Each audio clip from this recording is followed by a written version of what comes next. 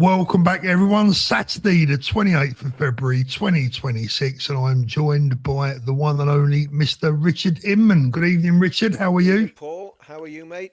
Well, I'll be all right if I could hear you a bit better, mate. That old mic's got to come a lot closer to your mouth, I think. Right, I think I know what's happening there. Just bear with me. Okay, I'll bear with Richard whilst he gets himself sorted out. Good evening, everyone. It's going to be... What about that? Another bit, it's a bit better, Richard. Still needs to be louder. We've got 809 people already watching. Good evening to you all. Let Richard get his audio sorted out. What do they say? Try that, Paul. It's horrible, mate. It's horrible. It's all Yeah, feedback and everything. Yeah, okay. We'll go back to that mic then. Let's have a look.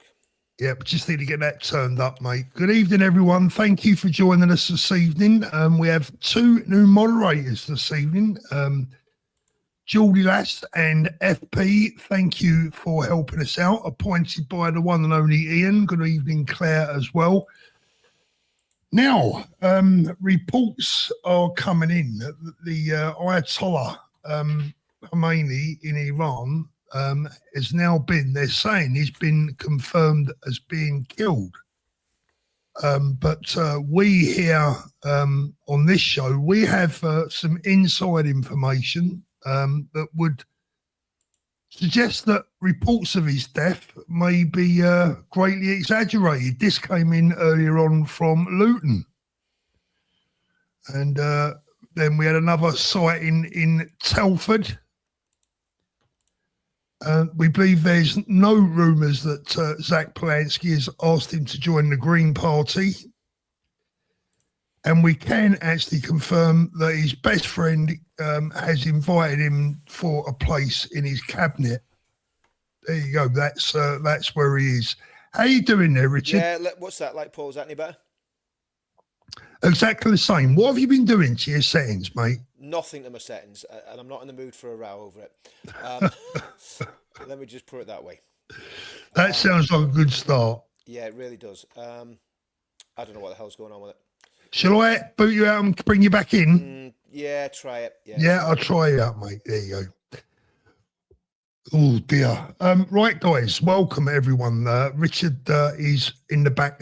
They're hopefully getting his audio sorted out, and then we can get started. Is that any better, mate? Let me try out. Hold on, mate.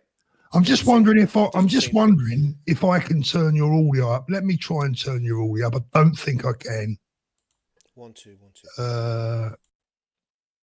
Edit mic settings. Note you are on the fullest setting there. It just, when you put it closer to your mouth, it was brilliant. Yeah, I mean, it's as close as it can get. It's basically there. That's it. You know. That's perfect. The problem is I can't hold my mic up like that all night. Hang on. I'll build an improvised mic stand with a whole lot of books. How's that? That's it. That's perfect. Can you hear that? That's better. That's better, mate. That's much better. So how you doing, mate? Yeah, I'm all right. I'm not bad. You look a bit stressed. I'm not stressed, Paul. I'm just pissed off, to be honest with you. Go on. No, I'm just absolutely sick, sore, and tired of idiots and morons. To be brutally honest with you, that's just the mood I'm in. I'm just going to be honest, you know. And I've pretty much had it with, you know, with people talking about stuff they don't know what they're talking about, and basically, you know, making false accusations against me. You know, attacking my family, attacking my friends, being racist, and just being absolute idiots. And I've had it up to my teeth, to be honest with you. Attacking your family and your friends is not on, mate. I mean, look, Richard, if you want to get it off your chest, please do so. I am going to get it off my chest, Paul, because I tell you what I've seen in the last 2 weeks. I've seen the most sickening and disgusting racism that I've ever seen in this movement. Absolutely sickening. I've seen the most sickening attacks on me, sickening attacks on friends of mine, on very close friends of mine, Ben, you know, Baraka, Base Bougie, you know, the list goes on. Danny Roscoe, people that we know for a long time, right, are getting this, and they're getting it from vile, disgusting people, right? And I've had enough of it. I'm not going to put up with it. And if anybody wants to unsubscribe to my platform, please feel free to do so. Because if you're racist or you're amplifying these racists, I don't want anything to do with you. And I just want to get that out there, Paul, because it's been eating away at me. I've said nothing. I've kept my mouth shut, and you know I don't care because I know In fullness of time, everything I've said will be completely vindicated. I'm not going to say any more about it. I'm not going to mention any names. I'm not going to talk about people. I'm just going to say I know I'll be vindicated. And it's got what I've got to say has got to be said, and I'm not going to say any more on it now. That's me. I'm done. Yeah, no, that's fine. What I'm actually going to do, Paul, I'm going to produce in a few weeks' time all the evidence I've collated to completely vindicate and prove everything that I've said is true. And that's it. Yeah. Richard, look, we had a brief chat, just so the viewers know, we had a brief chat earlier on. I know Richard's not overly happy, and I don't blame him, quite honestly. I'm going to leave him to do his own thing, whatever he wants to do on the channel, on his channel. Look, Richard, I've had people on my case today saying that I should dump you as a friend, and I've told them that's never going to happen. Well, here's the thing, Paul. Let me just tell you something about those people, right? Anybody that followed me for the 10 years that I've been doing this knows me, right? Knows that if I'm saying something and I feel passionately about it, I'm never going to back down. And it makes me dig in even more and even more angry. And I'd like to ask those people that are asking you to dump me off your channel. To be honest with you, Paul, I don't really care. If you dump me off my channel, it wouldn't bother me. I mean, if that's all our friendship was worth, I wouldn't. You wouldn't be worth a friend. And I know you'd never do it. But the people that are asking for that, first of all, I'd like to ask them, what is this hanging offence that I've committed, right? What have I actually done that has been? Because I'll tell you what I've done, Paul. I've exposed and called out racists, anti-Semites, and people that are genuinely very bad and sinister people. That's what I've done. Mm-hmm. And I've exposed them, and I'm going to continue to expose them, and I'm going to expose them in a very calm. I'm not going to mention names. I'm not going to get angry with people. I'm not going to shout. My wife said to me, she says, look, she says, just don't shout. Just don't shout. She says, I know you believe in what you're saying and what you're doing, but just don't shout. But I tell you now, Paul, I will be vindicated, and the truth will come out. And all those people that pretended to be friends, that pretended to be followers, and all of a sudden are now hating on you, they're not worth having as followers anyway, Paul. Yeah. So as far as I lost like 500 subscribers. Yeah, me too, Richard. Yeah, me too. Me too. Do you know what? My attitude is good riddance. Yeah. Good riddance. What I've got remaining, and there's so many, and so that's the negative stuff out of the way. But what I want to say is the amount of really good people that have come round me and supported me, and thank me for what I'm doing, thank me for the stand I'm taking, far outweighs any of the haters and any of the people that are against me. So like I say, I know what side I'm on, and I know I'm on the right side of history. I know exactly what's going on. A lot of people aren't privy to what's going on. I am, and I know exactly what's happening. And if I stayed silent, Paul, I wouldn't be able to live with my conscience, because my conscience would be ringing in my ear like an alarm clock, and I'm not going to do that. So if people don't like me, that's fine. I don't really care. If you don't like me, I'm never going to see you. You're irrelevant. What I would say to any of those people out there, and then we'll leave it at that, Richard, right? Because we've got other things to talk about tonight. What I would say is, I wasn't going to do that, Paul. I actually wasn't going to do it. I had no intention of doing that, and I just thought, you know what, this something, because normally I don't fight my own corner. Normally I just blast on and don't say anything. But who do these people think they are? They know nothing about me. A lot of them are little dribbly creeps that flip and sit behind a keyboard, never move from behind a keyboard, never come to demos, right? Who are they? It's disgusting. It's absolutely disgusting. Mate, listen, I'm trying to let it be water off a duck's back. But what they should do is they should tell you specifically what exactly you've done wrong. And more importantly, I'd like to know what they're trying to achieve by it. But look, let's move on. Richard, we've got big things going on, not only around the world, but obviously back here at home as well. First of all, news tonight. I don't know if you see those pictures I put up. I don't think you did you? But no. Never mind. I'll just give you a quick flash again, just in case. I was saying that the news of the Ayatollah's death may be greatly exaggerated, because we had this in from Luton earlier. This came in from Telford.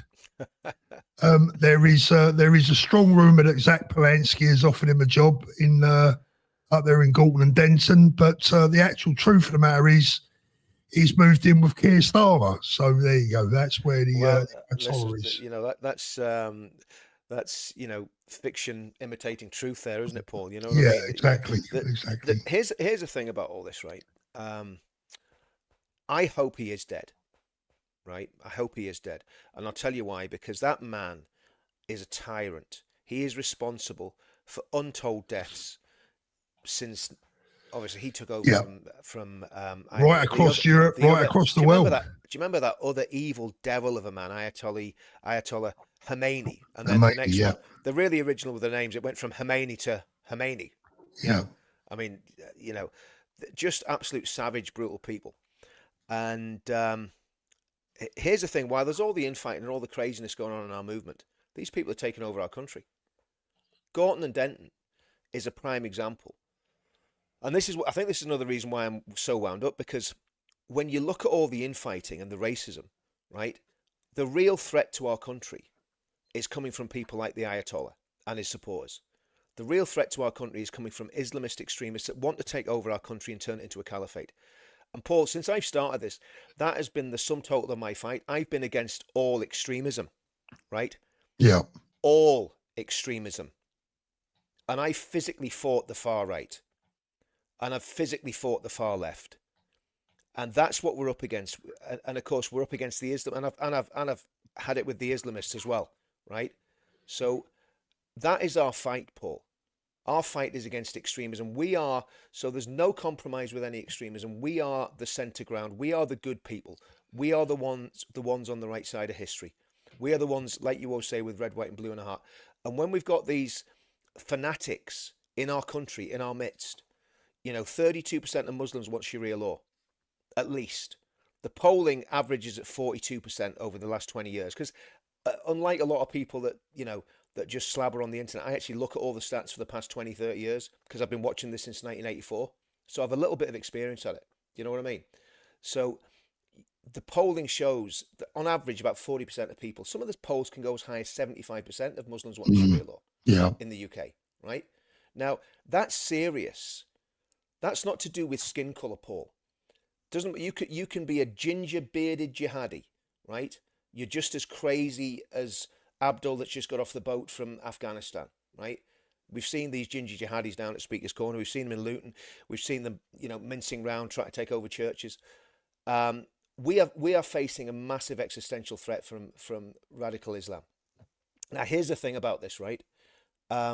What's happening in Iran is going to be a massive blow to the Islamic revolution throughout the world. Majid Nawaz used to call it a global jihadi insurrection. That's what Majid Nawaz used to call it before he got re-radicalized.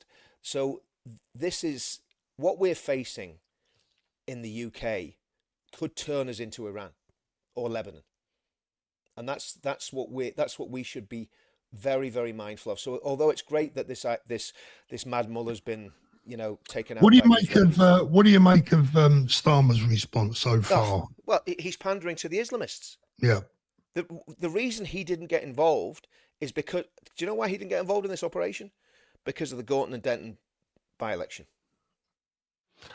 Well, it's strange you should say that because he sort of changed his tune a little bit this afternoon, didn't he? I think probably after he got confirmation that Khomeini was dead. And probably after Trump got on the phone and went, imagine what the Americans must be thinking. Oh, it's embarrassing. Imagine what the Americans must be thinking of their best ally. Can everyone hear me okay there? Is that can you hear that, Paul? You are low, Richard, you're low, but it is what it is. Yeah, it's acceptable. It's acceptable. Yeah. But I mean, I think there's a lot of crazy stuff going on, Paul, and we really need to. I'm going to try something else here, Paul. Just bear with me. This might actually fix it. Is that any better? No, it's all right. It's fine. Okay. Yeah, it's fine.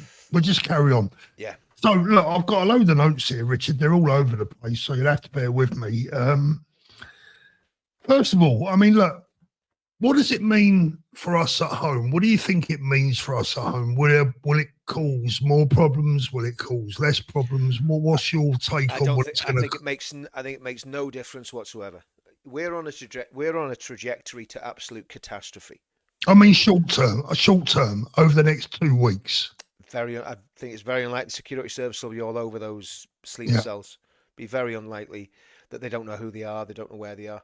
You know, look at how good the intelligence the Israelis have got, that they managed to launch an airstrike through, into a bunker that's meant to be a bomb-proof bunker, and wipe out the Ayatollah and all But his I mates. don't understand. Here's the thing that I don't understand, Richard, right? And I really don't understand this at all.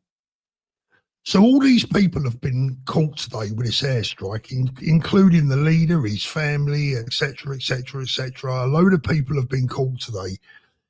My granddaughter was in Dubai the week before last, and her dad said to me, I want her home by the weekend because something's going to kick off next week. Now, all week I've been hearing Saturday. All week I've been hearing Saturday. Now, if people in Dubai have been hearing it and we've been hearing it, surely the Iranians had heard about it. I mean, what are they doing sitting in that place when they should have been it doesn't make any sense to me. If people in the UK and in Dubai are getting whispers that it's all going to kick off Saturday, Well, does that make any sense to you? Well, they were in a bunker, weren't they? You see, the the reality is they can only run so far. They've got to be in a bunker. I mean, what I'm surprised is that they're all in the bunker together. But I was going to say, I've been in the house 100 miles away. Yeah. Well, I mean, it is surprising, but I mean, I think it's great. I think it's great. I think the Israelis, they did it with Nasrallah as well. That he was in a bomb-proof bunker under I think an apartment block, and they dropped one of these, penetrating munitions on it, and it went straight through the apartment block, straight down, burrowed into the bunker, and took him out in the bunker. Yeah. That was the Hezbollah guy. So, I think it's absolutely amazing what the Israelis are doing. Let's have a little look. What have I written down here? We've got so much to get through tonight. Where should we go from this? What about the people of Iran, Richard? I mean, I think they said that there's about 10 million supporters of the Ayatollah. And I think did they say 40 million supporters of a regime change? Do you see big celebrations out there? Do you see them actually finishing the job themselves, or do you think it's going to take more than that? What I think will happen, Paul, I was thinking about this. If you remember what happened in Afghanistan, now obviously for different reasons, Afghanistan didn't work because it was way too tribal. It wasn't sophisticated enough society to basically capitalize on what the Americans did. What the Americans did in Afghanistan after 9/11, they sent CIA units in, Green Berets, Rangers, Delta Force, SAS, SBS, Special Forces, embedded them in with the Northern Alliance.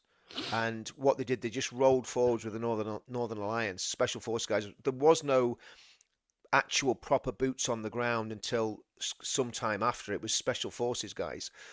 That I would imagine will be happening. And again, I'm sure, who knows whether our guys are out there, doing what they do best.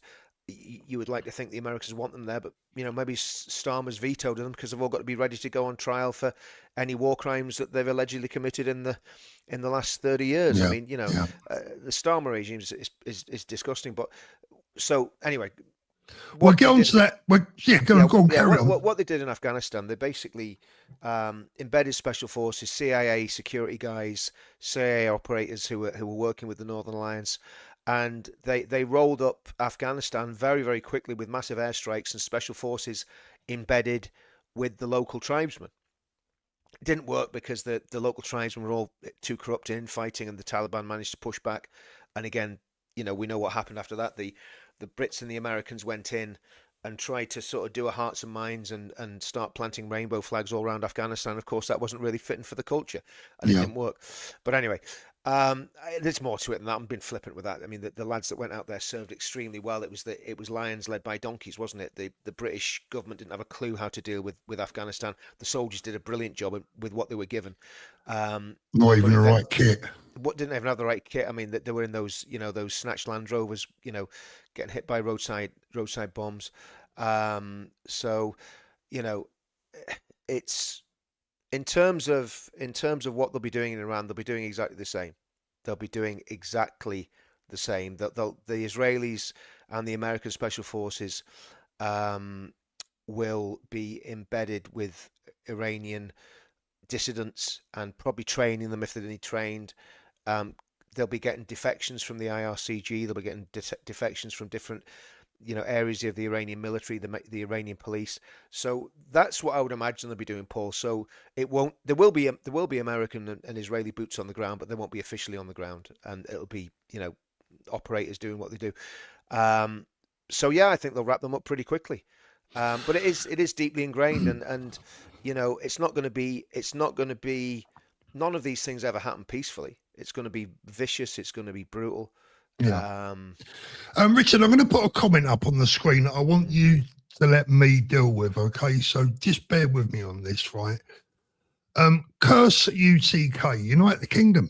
Richard, how do you feel that Rupert Lowe has received 2 credible death threats as a result of what you've been saying? Now, I'll speak first, and then if you want, you can go after. Because first of all, those death threats that have allegedly come through to Rupert Lowe are as of a result of what Layla Cunningham said on GB News. Was it GB News or Talk TV? One of the two. So to aim that at Richard isn't just unfair, it's actually sick.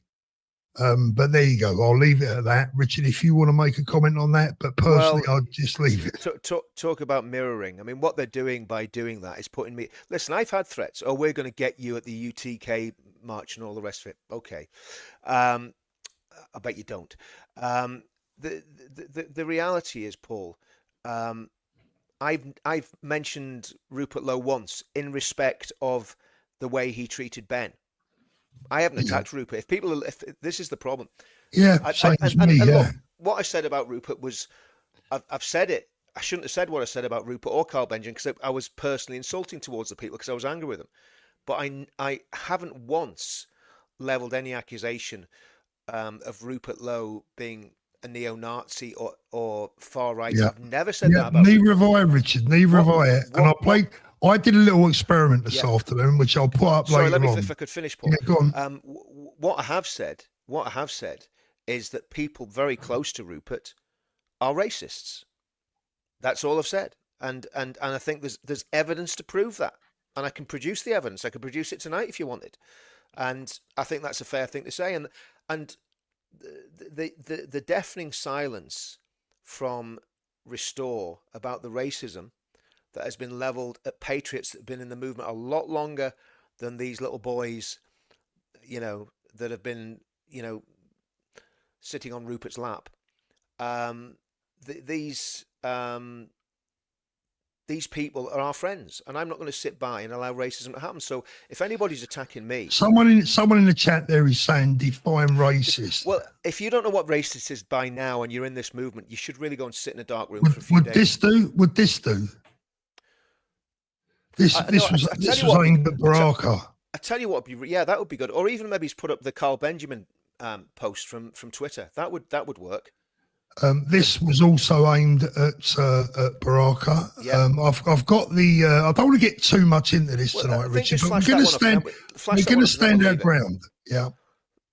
No, not that one. The Carl Benjamin one, because it was overtly racist. The tweet. That one. Yeah, that one. Guys, if you want to see the definition of racism, that's it there. So it's okay if you're from England, Scotland. They don't even mention Northern Ireland, so obviously doesn't like Northern Irish people either. But if you're all those different shades, it's not okay. Carl Benjamin put that up yesterday, okay? Or whenever it was. It might not have been yesterday. But Carl Benjamin has that. I don't know if it still is. It was on his Twitter page. Now, if you think that's acceptable, somebody wants to be a leader in a new political party. Someone's asked the question, define what racism is. I mean, this would do for me. You're black, blacks can't be British, you belong in a mud hut in Africa. So, I would class that as pretty... Now, Richard, before we go any further, earlier on, I sent it to you, actually. I put a post on my community page, and I did this deliberately. I intended to leave it there and up until the show began to see what the response was. But it only took 15 minutes. So I took it down after about half an hour. No, about 20 minutes. And I put this up, and I'm going to read what I said. I said, lads in the British Army, the best in the world, get together to wish everyone a Merry Christmas. That's what they were doing in this video. I've never met any of these boys, but I'm proud of each and every one of them. Good luck telling some of them that you're going home. Unite means effing unite. We all know who the real enemy are, and it ain't these lads, right? Now, I put that up, Richard, right, deliberately, and within 15 minutes, the abuse that I'd received for putting that up, our lads in our British Army wearing the fucking uniform, right? Yeah. And the abuse that I was getting, and people saying, this is the funny bit. People were going ballistic saying, Rupert never said this. I never said Rupert did. No. You didn't say Rupert did. They've got it in their heads. Like they're not even listening to what we're saying. Nobody is, neither Richard or I have said that Rupert is a racist or is still a racist. No. Let me be very clear. Let me be very clear about what I have said, because I think this needs to be qualified, right? I was extreme, and I still am angry with what Rupert did, that Rupert didn't join with Advance, because we're getting the blame for dividing people. We didn't divide anyone. Rupert Lowe was invited to join Advance UK on a number of occasions, and even openly offered a merger by Ben Habib. He turned that merger down and very insultingly told everybody just to join Restore UK. That's what he did. Okay. Now, I don't care how many members Restore UK has got. I'm not interested. I'm not in Restore, and I'll never be in Restore UK. It's a party that's now in competition with the party I'm in. So I've got a right to say what the hell I want about them politically. Right? That's called freedom of speech and freedom of thought and freedom of conscience, right? Which I will exercise. And I don't care how much hate I get. I don't care how many people try to bully me or intimidate me. I'm standing my ground. I will not bend. I will not waver. I know what I'm saying is true. I know what I'm saying is right. It wasn't Ben Habib that caused this problem. And I don't need to say any more than that. So I'll tell you what I want to go back to just for a second, Richard, because that comment has kind of got my juices flowing in the respect that when someone says, I had that in the comments with that picture, right? There were comments that I put up. Let me just put the picture up again. So some of the comments that I received after that putting that up was, oh, look, even our army are in the minority. And there were other comments there that I couldn't even repeat, right? I'm not even sure that they're coming from our people. I think they're coming from agitators, right? Yeah, there you go. There's a could the racist remarks be coming from the left or those that want to bring us down? It really does sound like that's what they would like to do. Now, I've never met a patriot. Personally, I've never met a patriot that would slag these lads off. And I tell you what, if anyone wants to do it, why don't, instead of having to go at people like me and Richard for trying to unite people, why don't you go and see these lads yourselves, the black ones and the white ones, tell them to their faces and see how you get on. These are our boys in the army. These boys are putting their lives on the line for us, and you slag these people off. If we go back to the 1980s, Paul, when I was in the regiment I was in had a lot of black lads in it from Huddersfield, Leeds direction. Great soldiers, and to a man they were all boxing, really good boxers. They're all on the boxing team, all mates of mine, right? And I would put them up against 10 men that are spewing this racist bile, and And I could say that Lubna has had another bout of absolute appalling grief this evening as well. So I just want to get clear. Hold on, Rich. Hold on a minute. Yeah. What I want to get clear to everyone tonight is that the efforts that Richard and myself have been putting in this week, saying, "Hold on a minute, we're not going to put up with this racism." It's got nothing to do with Rupert Lowe. No, it's got nothing to do with Restore Britain. That's in your minds. What we've said is, well, yeah, you're right, Richard. What we've said is that some of the people that have been energised by what's been going on have come out of the woodwork. And when people say, well, where's the racism? Well, there it is. And I've got to tell you, some of the stuff that's been sent to Based and Bougie, I can't even put up on the screen. I can't even put it up on the screen, right? Yeah. Now, that's not a movement that I want to be a part of. Paul, we always said, me and you have always said this, and we've been locked, and again, I apologise for being angry. In fact, do you know what? I don't apologise for being angry. I'm not going to apologise for anything, because I'm being calm now because I'm trying to explain things very calmly so people can actually listen. and understand exactly where I'm coming from. I have always been against overt, disgusting, ethnicity-based discrimination. It's wrong. I've always been like that. Like I say, when I've served with, black lads in my regiment, when I was out on patrol in Belfast, a guy in my team for 2 years was a black lad from Somalia. Well, his heritage was Somalian. He was one of the lads, went on the beer with us, great crack, came to my wedding, So I just won't tolerate racism, and I'll call it out. And if I see it, doesn't it, if Paul suddenly became a racist, right, and started goose stepping around the place, right, putting a little black moustache and a funny grey hat. It's amazing what you can do with a bit of electrical tape. I know. I would fall out with him. I'd fall out with him. I mean, Richard, we'll deal with this one. Look, the tea lady, you don't like us. Yeah. Who doesn't? Sorry. I don't know. I think she's saying. I think she's saying that we don't like her. I don't know what she means. I don't know by who that. you are. I don't know anything about you. Maybe I've misread that, but that's the way that's the way that I see it. We're trying to get into some positives as well. Should we try and have a little bit of a laugh? Yeah. Look, I mean, I think that I'm probably gonna keep trying to not explain anything, but just repeat my position, right? Well, just scroll. But there's a. In fact, I'm looking at these comments. Even the comments. Some of those comments are just annoying me. Thank you, Tony. Phil says, "Thank you, Phil." Richard, we love you, brother. I know you do, Phil. I mean, the thing is, there's some great people. I've got some great friends and supporters, and I would rather have 10 or 100 great friends and supporters than 10,000 people who will betray you at the first. First time they disagree with you, they stab you in the back, and they start. I used to follow Richard, but he's this. Okay, well, don't follow me. Okay. It's very fickle, isn't it? I mean, I've had the same, mate. Look, everyone's entitled to their opinions. You don't have to. I mean, to lose, not that it affects us, right? But to lose 500 subscribers, I don't get any money from it anyway, Paul. So people really are that upset by you having a slightly different opinion. Yeah. There's my old mate Des, who I'll be seeing very soon. Thank you, Des, so much. I really appreciate you, my friend, and I'm looking forward to seeing you. Julie, we have your back, lads. Thank you, Julie. Sydney, I've had your back on X-Rich, got myself locked out for 12 hours. Sodom, you have the morals, bless you, mate. Sydney. Bless you. It was worth the ban. Yeah. Bless you. I mean, it is a very real problem. It's a very serious problem. I mean, obviously, Tommy's out in America, so he's got too much on his plate to deal with this. But I would think when Tommy gets back that we'll sit down and have a chat with him, and when he's aware of who's done what and who said what in terms of people that used to walk with us and used to be friends of ours and the way they've changed.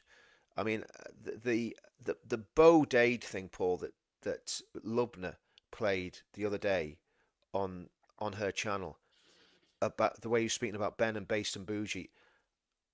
I honestly couldn't believe what I was hearing. Absolutely. Yeah. It wasn't good. It wasn't anyway, good. Let me. I want to talk, by the way, I want to talk. Can I just. Go on. Yeah, no, sorry, Paul. Go on ahead. I want to talk about Lubna as well, very briefly. Yeah. Charlie, thank you very much, Charlie. Hey, Paul and Richard, big love to both of you guys. Ish, you both go above and beyond. Thank you, Ish. I've got to tell you, Ish, right? Richard and I spend our lives talking to each other, trying to help people, trying to make things work, move things along, trying to calm people down. We work full time in this business, right? We work full time, more than full time. I start at 7 o'clock every morning, and I very rarely get to bed before 12:30. And as you know, Paul, I've been doing live streams, trying to do the Christianity thing as well. That's fallen by the wayside for a bit because I've been so stressed about all this. But we both of us, Paul, put an absolute shift in on this. Can I just say, Paul? There's a couple of things I do want to say. If you want to, you talk about Lubna first. Sorry. I was watching. The other thing my wife said was, "Don't interrupt Paul when he's talking." So I'm going to try. I'm going to see my wife. Yeah. She's got her head screwed on, Richard. She'd make a better presenter. Right, Well, so yeah. I want to talk about Lubna for a brief moment because I saw poor Lubna earlier on her channel getting very distraught, getting upset. She's been taking a load of grief again, particularly about being a grifter. Oh, we all Now, get that. I want to make one thing very clear. Lubna doesn't know I'm going to say this, right? So she has no idea that I'm going to say this. Lubna did a GoFundMe last year after she had to leave her home because she was getting death threats. Now, for anyone that doubts what Lubna was going through, I saw it firsthand. I saw it. She's not lying. She's not making it up. I guarantee you, she was having incredible death threats. She was being harassed, abused. She's got 2 young children. It simply was not safe to stay in her home. And by the way, she lived in goddamn Luton in the lion's den. But she still chose to speak out for us, for the indigenous British people, for white people. There you go. How about that? She spoke up for us. Now, in return for that, she's currently being abused by certain people, accused of being a grifter. Now, that GoFundMe that Lubna did last year, that was my suggestion. I said, Lubna, why don't you set up a GoFundMe? She said, I don't want to do that. I said, no, go on, darling, you do it. I promise you people will support you, right? She did it. They supported her. I didn't get a bloody penny. I mean, it was just my idea, right? So I'm just putting that clear because the next thing people will be saying is, oh, you had something out of it. No, right? It was my idea for Lubna to set that GoFundMe up. I donated towards it. So did many other people. And that poor girl deserved every goddamn penny of what she got. And it got her and her 2 little kids out of Luton. So I'm proud that I played a role in that. And the people attacking her now are disgusting. I've got a couple of super chats I want to read. Sorry, before you do that, go Paul, on, can Rich, I just go comment on. on that? I want, because you've been called a grifter as well, Paul. And All the time. I don't know if I have, but I mean, no doubt I have. Oh, yeah. Yeah. But let people understand, Paul, how much your income. You used to do watches, right? Your thing was watches. You didn't do any of this politics bollocks. And let's be honest, in hindsight, I'm going, why do we even bother? Do you know what I mean? To be brutally honest with you. But there are times, yeah. Yeah, but you stopped doing the watches. Now, I think, I could be wrong in this, I think you said your income dropped by 50%, or was it more than that? 70%? Oh, it was more than that, mate. I lost 7 grand a month, yeah. Yeah, there you go. So like just a massive drop in income, right? And nobody called you a grifter when you were doing your watches, right? Nobody was saying. So all of a sudden, because he actually does something that's profitable and is going to save the country, all these people that call me and you grifters call Tommy a grifter as well. Call Lubna a grifter. And the reality is, when you start doing this, it's basically impossible to get a normal job and to get normal income because no one will employ you. Because believe you me, I've got a small business on the side, makes very little money. And the reason it makes very little money is because I've been wholesale cancelled by clients who don't like my politics and that's the sort of country we live in. So if I get Richard, any money, I can't even get a Manscaped advert on my channel. I mean, damn what he gets Manscaped. We don't get any of that. I mean, well, that would, but totally, Paul. I mean, this is the whole thing. It's don't go there. It doesn't bear thinking about. I'm not, mate. I'm not. I'm not going there. Stop. Stop. Sharon, Richard. I met Richard. You were lovely. Behind you and Paul, you're absolutely amazing. The pair of you. That is so lovely, Sharon. Thank you. Yeah. Now, here's another one. Guardian Mose. Hey, Paul and Rich, I've gone for an X detox. Mate, I don't blame you. I shut my X account down. Why is everyone attacking each other on X? Are we even fighting for the same cause? Why can't the right unite? Now, look, Guardian Mose is someone that in the past has criticised me. I don't mind. He was absolutely entitled to do that. I have no grudge against him whatsoever. And I'll go as far as saying this. I'm not sending Guardian Mose home, and I don't want to. And I'm not saying that Rupert does, right? Get that in your brains. I'm not saying that Rupert does, but there have been thousands of people on X this week that tell us that they do. And what I'm saying is, I stand with Guardian Mose. right? Me too, me too. And I met Guardian Mose, and we had a great chat. I did an interview. Actually, I've got the interview somewhere.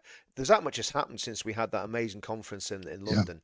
I've got the interview with Guardian Mose. I must get that out. It was just after I was fighting with the lefties. All these keyboard warriors. I don't think they've ever fought with anyone apart from online. But um, yeah, I mean, Guardian Mose, great guy, stand-up guy. And obviously, here's the thing: the Patriot. reason that I'm fighting with people that claim to be on the right, that are throwing about all these racist comments, and the reason I'm standing against it and standing up for my friends is because of people like Guardian Mose, because they would send him wherever. I don't know. He's born and bred here, but they would still try and send him to some foreign country. This is how crazy it's got.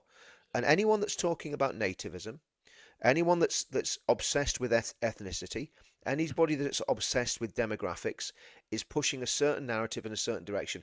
And don't get me wrong, the arguments that they make, they're very clever people. They can make very, very clever arguments, and a lot of people are getting radicalized, and a lot of people are getting sucked in. Now, this is a point I want to make, Paul. What that is doing is taking away from the real danger to this country. And the real danger to this country comes from the far right, these crazy racist ethno-nats. It also comes from the Islamists. They're, I think, the biggest threat. And it comes from the communists who are actually controlling the country at the minute. And of course the globalists. So they're the four different points of attack that we're facing. And why is that? You know, we're talking tonight about Iran and what happened in Iran. Iran was an Islamo-communist takeover of the country in 1979. Once the Islamo part of it had got the ascendancy, they killed all the communist part of it. But that's what happened in 1979. Two good friends of mine, Elvis, who both of them are dead.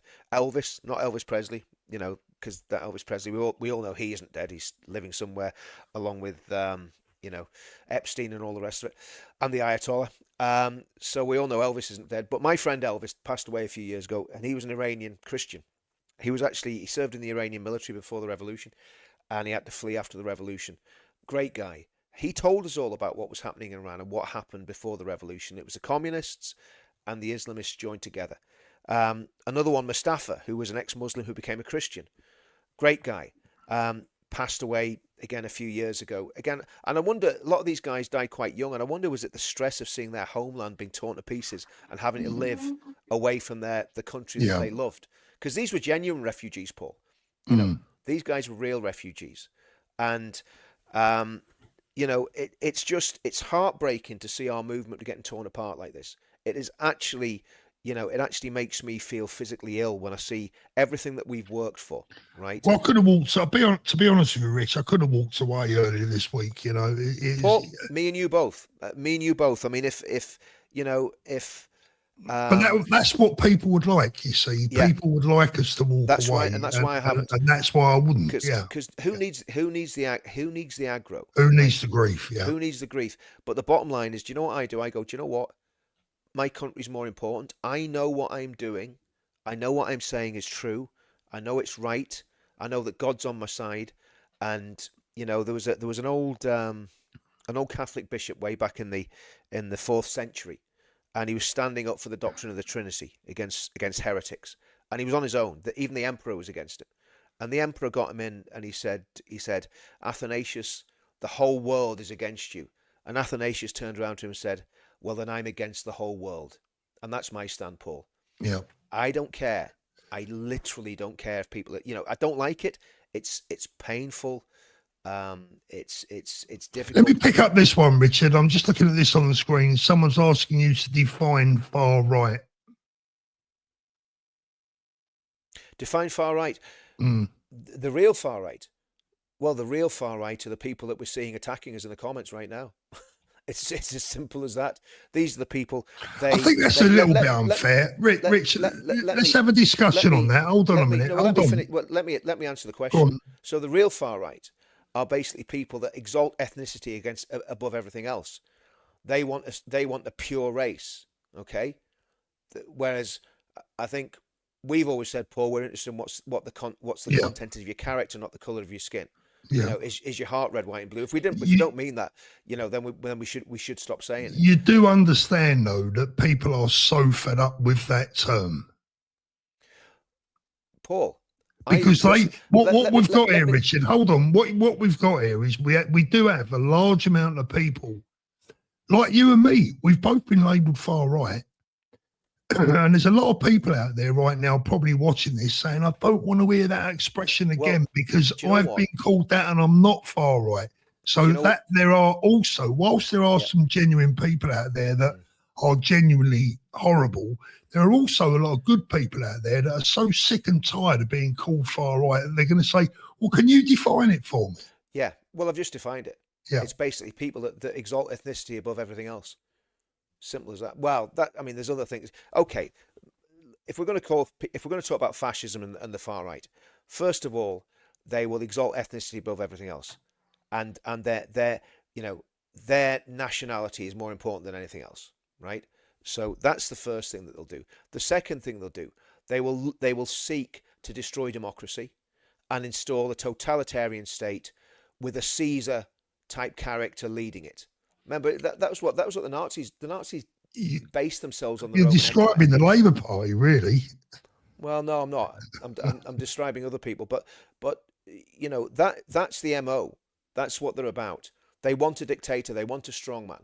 They don't want democracy. They just want someone to lead them, right?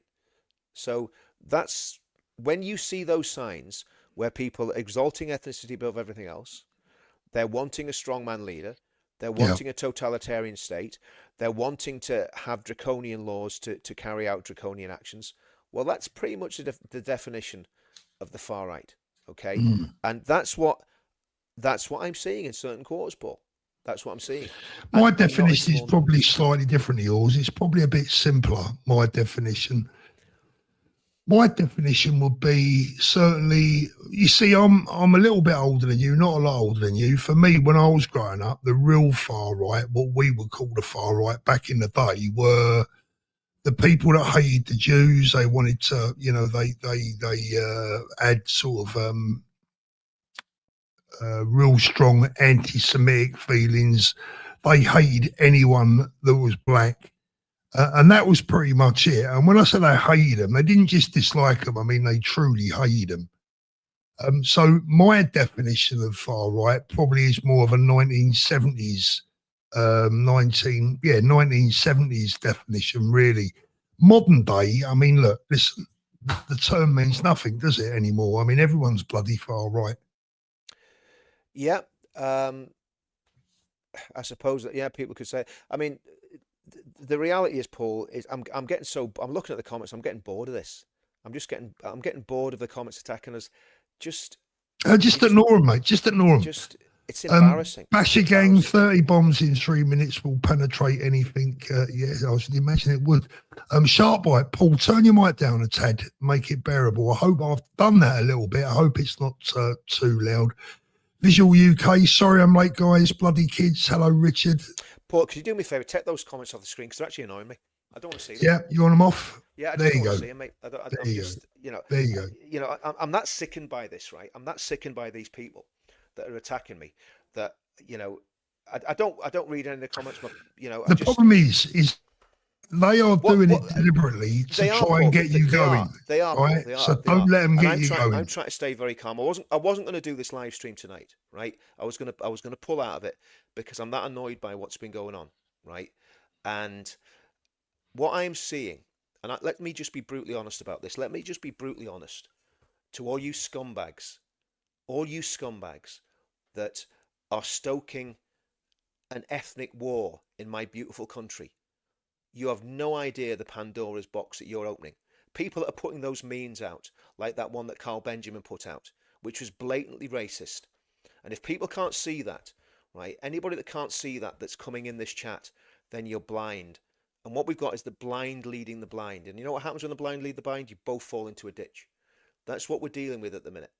Now, I will stand for what's right, no matter the cost. And I know I'm right on this.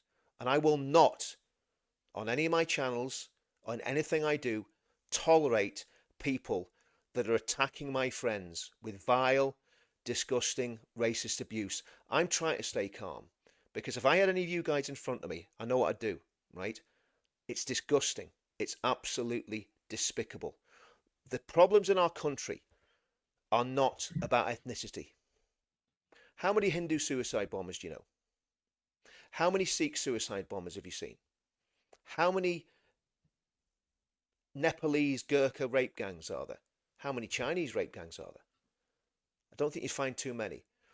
And what these people are doing, partly out of cowardice because they're scared to look at the real elephant in the room, the real problem in this country, which is radical Islam, communism, globalism. They're the real problems in the country. They're the problems that I've been fighting against for the past 10 years, that Tommy's been fighting against, that Paul's been fighting against. So my question to you is, where does your game end? Have you thought it through? Have you thought through where your games end? When you're saying, good point. we want to base our politics on ethnicity. How's that going to work out for the country? What you are planning, and this is why I'm so incensed by it, what you are planning is a race war with no winners whatsoever, that would tear our country into a million pieces. And I've seen by the rhetoric of people like Bo Dade, very, very dangerous men, incidentally, not hard men, not tough men. You can tell by the way they talk, you can tell by the way they look. They're not real men, but the men that make themselves feel good by abusing and hating people purely and simply because of the colour of their skin. Well, in my book, that's despicable. It's disgusting. And there's a lot of these men around, and they've been energised by what's happened in the last fortnight. I'm not backing down. I'm not going anywhere. I'm not going to get angry. I'm not going to raise my... Well, I am angry, but I'm not going to raise my voice. But let me make it very, very clear. We're on the right side of history. And we will prevail. And we will win. And when I say we, who do I mean? I mean the backbone of this great country. The good people. The people that love the country. The people that want the country to prosper. The people that came to the UTK demo last year. All different backgrounds. Great crowd. Creeds. Men, women, children, all different age groups. They're my people. Yeah. And people that are hating people because of the colour of their skin, you're not my people, and you never will be. So I'm standing on this, and like I say, if I have to stand on my own, I'll be like Martin Luther. Here I stand, I can do no other. So by the way, if anyone wants to clip Richard Grill's speech there and use it to slag him off, be my guest. Yeah. Be my guest. Because that's what I believe. That's what I believe. So you can do what you want. You can do what you want. Yorkshire Tea, thank you. You are two great blokes. Thank you very much. I appreciate that. Yam's physical catalogue of media. It's crazy. You both, Jeff and Richard and Baraka, get hate. Listen, I'm convinced, Richard, it's not as bad as we may think, right? I'm convinced that this is trolls. These are people that are getting in to break us up, to divide us. I don't even believe that a lot of them are even on our side. So I'm not bothered by them. No. Thank you very much for that. Really appreciate it. And Reeg is a new member. Thank you. Steve, support you both, Richard and Ben, all the way. Thank you. And Yams again. Mo's lovely. Followed him since he started YouTube. He is indeed a great lad. Even when he had a little dig at me, do you know what? I never went off him one bit because I think he's a great fella. And I love his passion for the country. I really do. I really do. I tell you what, I've spoke to one of my friends, Richard. You might find this interesting. We've got over 3,000 people watching. It's been a decent audience tonight, considering that Tuesday is live as well. Got a good friend, a very good friend, a very close friend that's currently out in Dubai. And I spoke to him earlier just to see what was going on. Let me just play this. If you want me to stop this anytime, Richard, just put your hand up if you want to interject, yeah? I'm joined by my friend who is live in Dubai, David. David, good evening. Can you tell us the latest situation out there as a Brit living in Dubai? Yeah, evening, Paul. It's one of mixed emotions, to be honest. There's some people that have been in the room for a long time, and there was always the fear of Iran being just across the water. But I think that the general consensus is no one thought that they would actually hit the region, because the amount of Iranians that live here, and obviously the amount of Iranian capital and cash that sits in the region. So I think a lot of people are surprised by the actions and also the speed in which it's escalated. It's due to probably get worse through the night and maybe into the morning. And then I think we'll see it sort of ease off slightly. But yeah, mixed emotions really. So was there much of a warning? I mean, did you see this coming this week in the build up to what's happened, or did it come as a complete surprise? No, I think it's been a process. You look at when they had the 11-day war previously, I think it was last year, there was certain telltale signs on both, and it felt like it was the same. I think a lot of people in the know here, certain a few of my friends here are ex-British Special Forces, so I had a good insight into it to make sure that I shipped my family back to the UK. But so have they now left? Have they now left? Dave? Have they now left? Yeah. Okay. Yeah, I shipped that. Yeah, I moved them back last Thursday when I had a real feeling that it could go the way it has. Yeah. So I've been in the region a long time, so I think experience tells you, right? Yeah. But they got there and had some good information. So I just thought that it's best to be on the safe side, really. So they're back home now.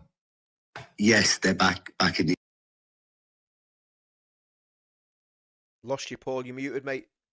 This is what I don't get, Rich. This is what I don't get, Richard. Right? He's a lad that's been out in Dubai now for about 4 or 5 years. He knows the region,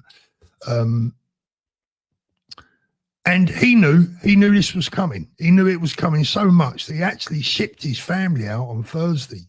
Right. So if he knew this was coming, he's quite a well-connected guy out there, right? He's quite well-connected. But at the end of the day, if he knew it was coming, I'm bloody sure the Iranians must have known. Let's carry on. The UK. So technically, you technically at the moment, even if you wanted to leave, you couldn't, right? Well, the airspace is closed, so the only option really is across the border to either Saudi or Oman. But I've just been reading reports that Oman are raising sirens, which I'm very surprised at, because they were the peacekeepers of the negotiations. Yeah. Which obviously broke down. They were due for round 3, which fell apart. I think the US pulled out, which again was a big indication of what was going to come. Yeah. But to be fair, even today, there was missiles overhead being blown out the sky, and people are going about their normal life. But there's people in beach clubs, there's people in restaurants. Even now, there is people in restaurants having dinner like nothing is happening. Yeah, I suppose it's a bit unreal, isn't it? I mean, have you actually seen any action yourself? I mean, have you seen anything, any missiles, or have you heard anything? Well, what I have seen is obviously the interceptors here are fast. I would say that the UAE government, when it comes to defence of missiles, given Iran across the water, and the biggest threat is the amount of missiles they have. They don't scrimp and scrape on defence, and obviously the government have been first class in terms of doing what they can, right? But with I forget what it is they have, not the Javelin. But it's basically a US system they have here. Yeah. That takes the missiles out of the sky. And they've got them positioned along the coastline, as most countries would have, but also they have sort of tier 1, tier 2, tier 3. So tier 1 is along the coastline, tier 2 is a little bit more inland, tier 3 is sort of closer to the desert. Yeah. And what happens is, as they fire, they take them out high, but obviously when you take out a missile, you've still got kinetic energy coming from it. Yeah. So although the missile's been neutralized, it's still got trajectory.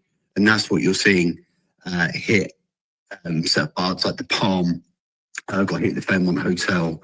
Where else was it? City Walk, which is near the Burj Khalifa.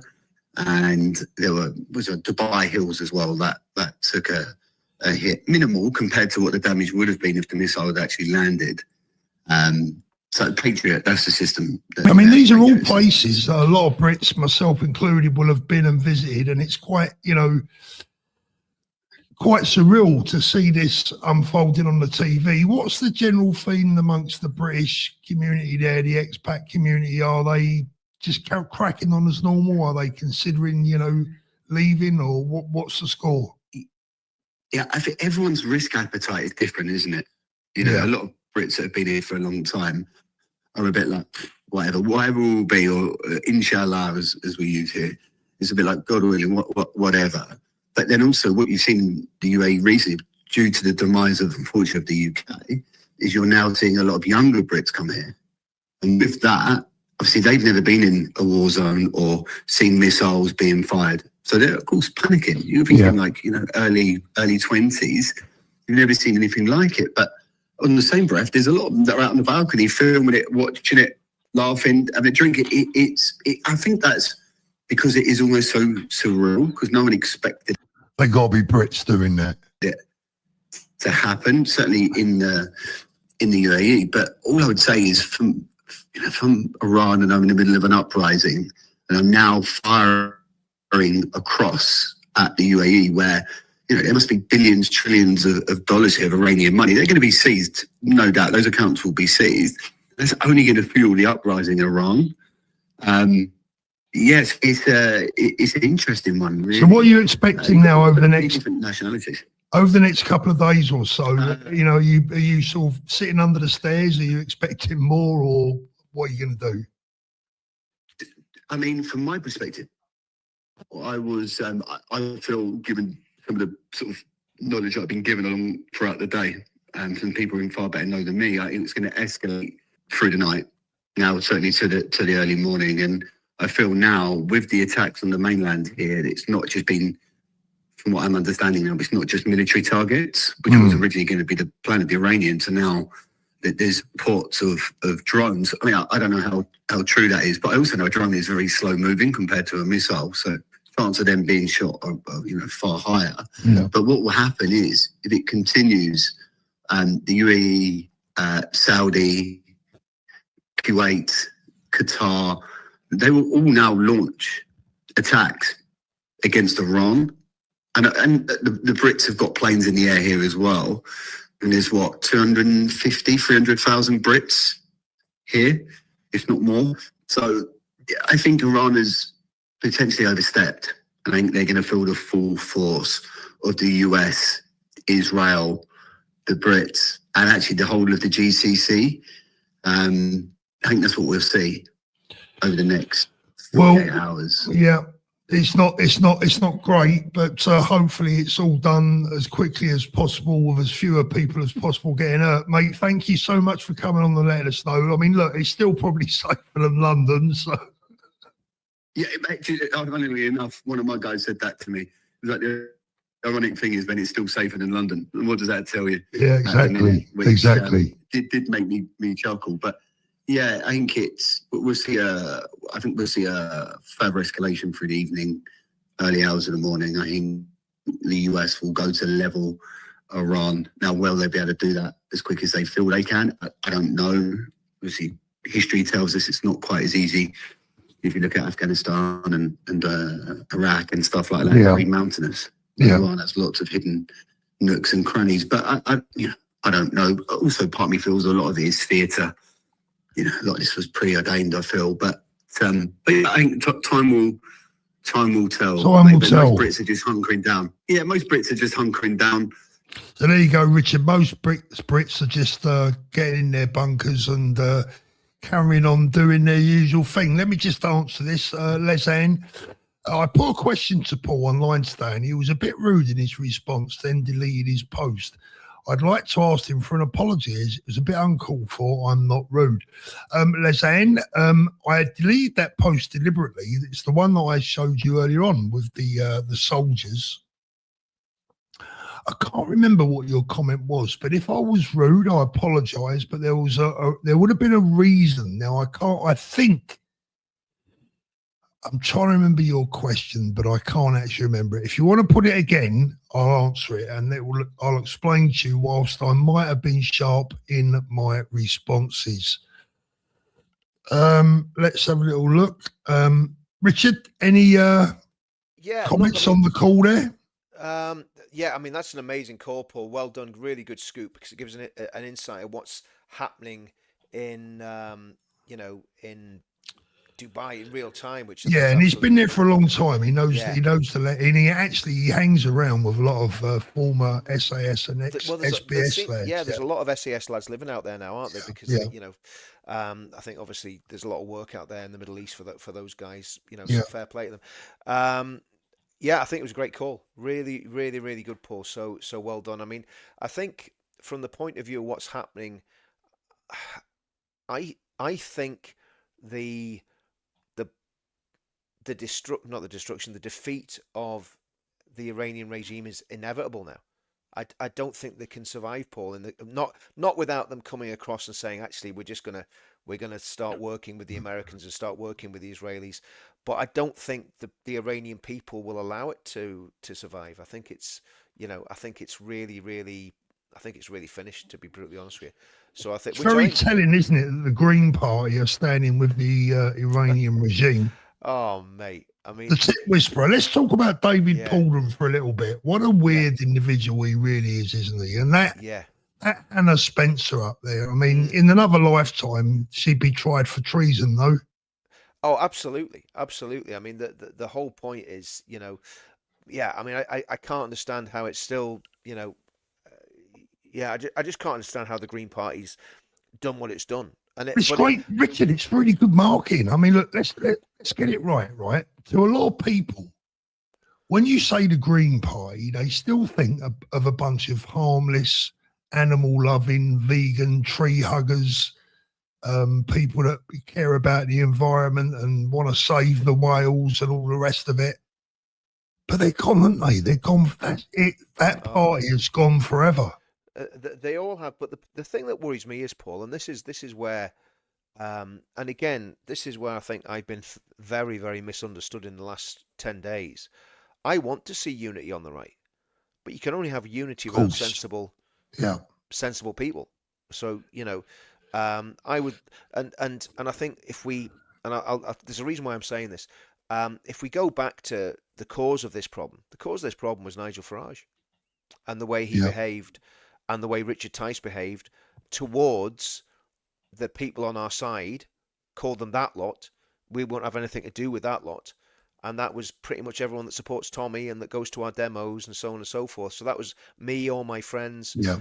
So these weirdos that are accusing me of being some sort of seller, I can't believe it. Well, look, I'm going to pick up on this one. Look, it says, so arrogant to smear everyone with a brush. So after today, I will join Restore. Now, if that's aimed at you, I'm not sure. It may not be, Richard. He may be talking about someone else, to be fair. I'd say it's aimed. No, I think they're talking about someone else because I know that is a good guy. So I don't think he's talking about you. So R100, I mean, mate, some people out there that are not really very clever, are they? Look, so why are, let me go. Well, let me go. Actually, why are 100,000? I'll speak to Matt after this. I'll speak to Matt about this after this. I'll speak to you about this after Matt. Right. I'm going to phone you. After this live stream, I'm going to phone you. Ty, nobody said, watch my lips, nobody said that 100,000 Restore supporters are wrong. Nobody said that. Richard's never said it. I've never said it, and we've never said that they're all racist. Is that what you're saying? No. Do you not listen? I support. I give Rupert. up, Paul. I give up. I mean, I've known this guy for 10 years. I support. 9 years. Let me get it clear again for everyone out there.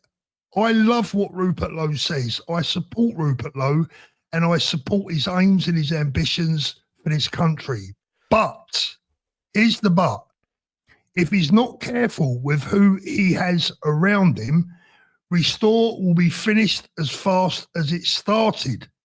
So, Ty Haggis, and I'm not trying to be rude to you, my friend, but for God's sake, listen.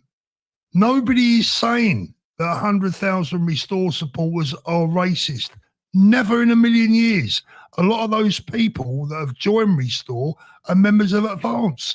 I stand with 99,500 of those 100,000 members, but there are people that you need to be very careful of. God, how difficult is it to explain the bleeding obvious? Paul, this guy is a mate of mine. I talked to him on the phone. If you're going to say something, Matt, send me a message. Don't do it in the chat on send me a message in the phone. I'll be talking to him after this. I'll But the point is, Paul, right? The point is about that. We're not saying that the 100. I can't remember what that comment. Put that comment back on the screen again so I can see it. There you go. Are we so 100%? So 100,000 Restore supporters wrong, Where did that racist. come from? Where did what that you're comment saying? come from? Right now, let me be very clear. Right, the 100,000 people that have joined Restore have Beautiful joined Restore people. because they want hope. Right, and let's get it right. The policies that Restore has on their website, I agree. I think with every single one of them. And this is where people are going to get confused. Okay, but let me explain. That's not the issue that I have with Restore. The issue I have with Restore are the people that are wrapped around Rupert Lowe. I've seen their social media pages. I hear what they say. I've watched them. I've seen Carl Benjamin's tweets.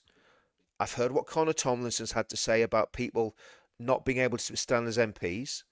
I've heard their rhetoric about nativism.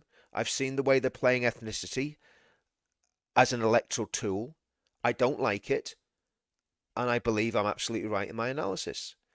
The 100,000 people that have joined Restore, many of them joined Restore when it was launched as a movement, which incidentally they were promised it was never going to be a party. It was going to be a movement to bring everybody together. But now it's a party that's saying we're going to gobble everybody up and we're going to be the big dog in the house. Okay, whatever. But never once have I said anybody that's joined Restore is racist. But what I can say is that there are people who are wrapped round Rupert. Yeah, Carl Benjamin. Carl Benjamin is, let's just say, very close to Rupert Lowe as far as I can tell. Ty, what I want to say to you is this, my friend, right? And I don't like exploding with anyone, right? I'd much rather just talk it out friendly. But listen, mate, you need to understand this. Phone me. You need to understand this, brother, right? Is that nobody has said any of what you're thinking or surmising that's being said in your comment there. What we've said is, and I can't speak for Richard. Richard doesn't speak for me, and I don't speak for Richard. I speak for myself.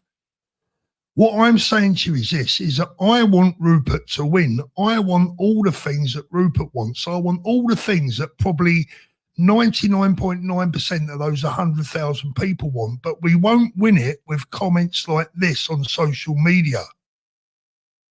From a very now, is he in the leadership? I don't know, because this is the other thing, Paul. We don't know who's in the leadership. We don't know. We don't know because there's no transparency. There's no leadership structure.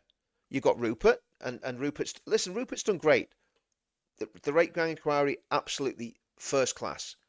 You know, of people that were basically. Rupert's not the problem here. Rupert is not my. No, I haven't got a problem with Rupert. It's again, and because we've got a certain amount of insight from different people, and again, I'm not going to break confidences, but we've got a certain amount of insight from different people.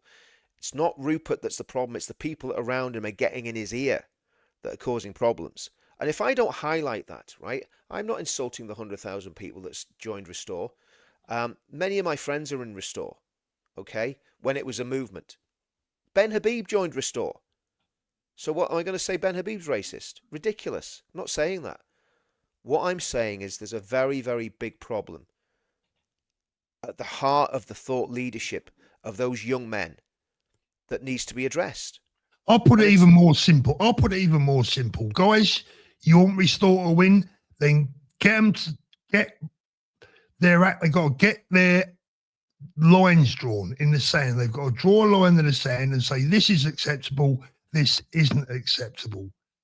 Now, if we want to win the next general election, and when I say we, I mean all those that want the right things, whether it be Restore, even if it was Reform, Advance, it doesn't matter.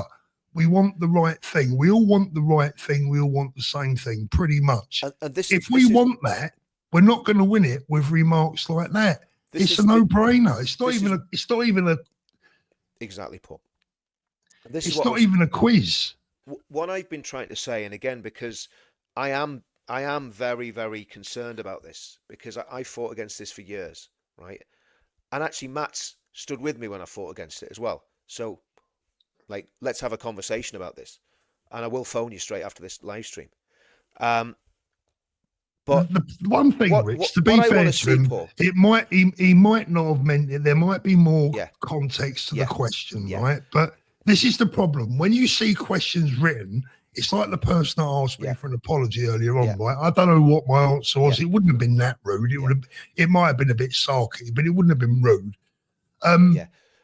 When you Here's- write here's- things here's- down, it doesn't always come out the way people mean it. Exactly. My desire, I've got friends in Reform. I've got friends in Advance. I've got friends in Restore. The sensible ones. We all have, go, yeah. I hate Richard because he said hurty words about the boys that are in Restore. Yeah. Okay. I've got friends in all those parties. I would love nothing more than to find a way that all those parties could come together. Yes, one amen. block. Yeah, amen. Right? Into one block to win an absolutely massive majority. And I would go even as far, look at people like Nick Timothy in the Conservative Party, Caccino in the Conservative Party. There's still some good people even in the Tory Party, right? I would love to see, and if anybody's listened to me and what I've said down through the years, I would love to see some way of making sure that Nick Timothy doesn't lose his seat, because he's doing more to stand against Islam and Islamism than any of these nutcases that are attacking me, right? He's the one that's taking a massive stand in Parliament against Islamism more than anybody else. Nick Timothy, go and look him up if you don't know who he is. Caccino, she's the same. And I'd love to see those guys keep their seats in the next election. I would love to see my local MP, who's a personal friend of mine. He's not going to be in Advance. He's not going to be in Restore. He's a good friend of Rupert Lowe, incidentally. And he's a good friend of mine. You know, so when everyone's just seeing this in a very binary way, you're not fully understanding what is being said. Now, what I'm saying is that on Farage's side, if he tacks too far to the left, he'll lose massive support on the right, which I think he's already done. And that's why Advance got set up. Correct. Advance was set up as a very moderate voice, actually, but quite hard, and hard enough to deal with the problems that we're facing. And that's why I still believe in Advance, and that's why I'm still a member of Advance, and that's why I hope Advance stay there. Because if Advance go, I will never join a political party again. I tell you that here and now. Advance for me is a last chance saloon politically. And if Advance go, I'm not joining another party. I'll still be politically active, but I ain't going to join another party. And I don't think Advance are going to go. I don't believe they will. If they do go, I think that would be a massive loss to the movement. Because Advance to me is the sweet spot. It's like me and Ben said, it's the Goldilocks zone. It's just right. Okay.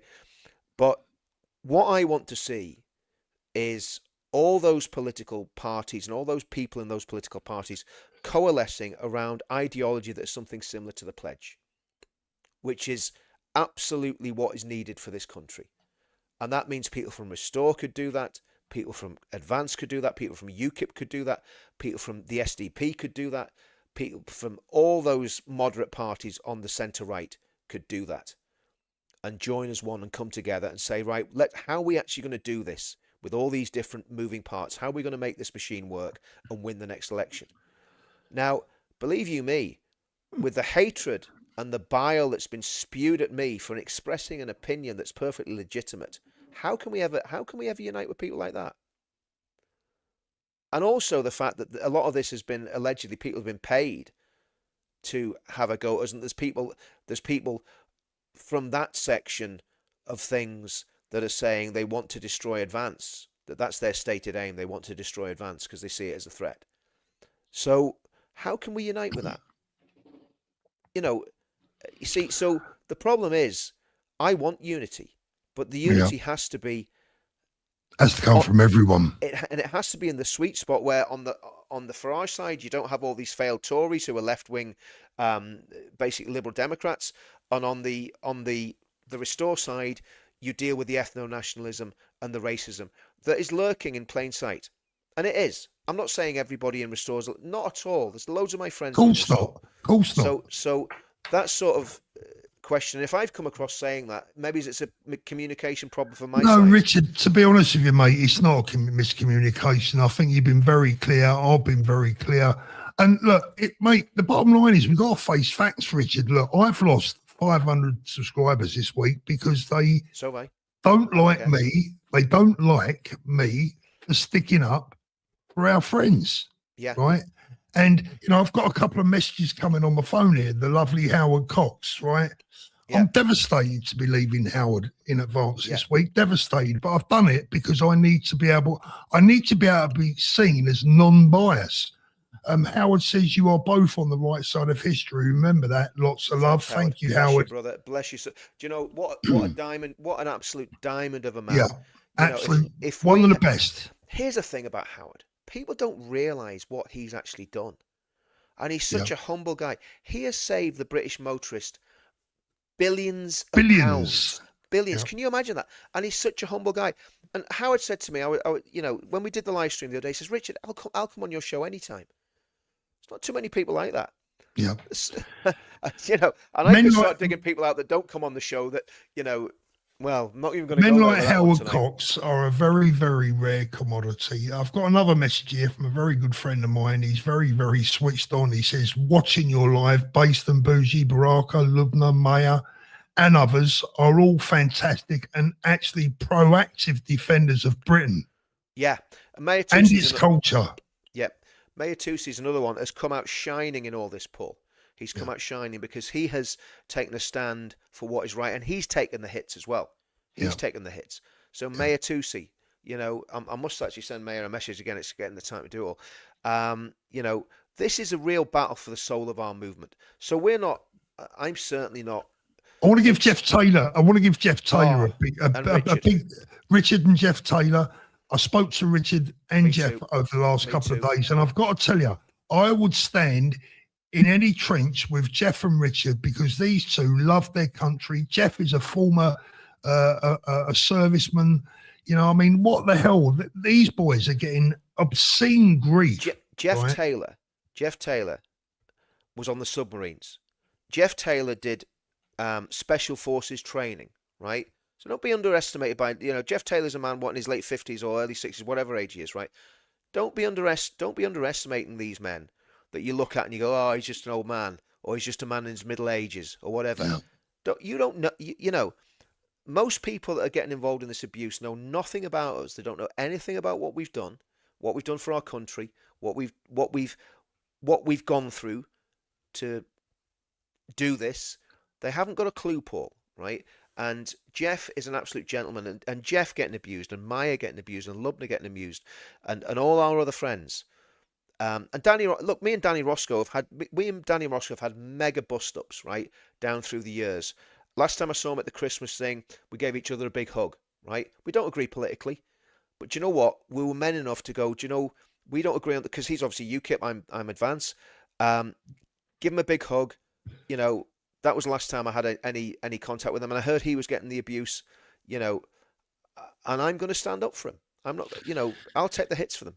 Unite the Kingdom, people are trying to tear it apart.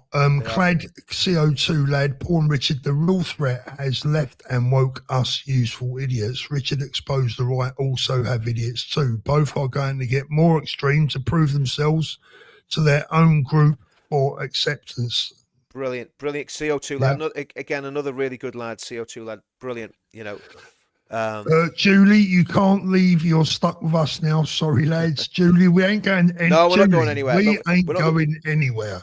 I've been through far worse than this, so I mean, this is not, Tony, Richard and Paul, just ignore the comments. Thank you so much for that. Brute Life 2314, the current climate isn't born out of hatred of others, it's born out of desperate need to have something of our own. I get that. I'm 30, the country I've inherited is a shithole.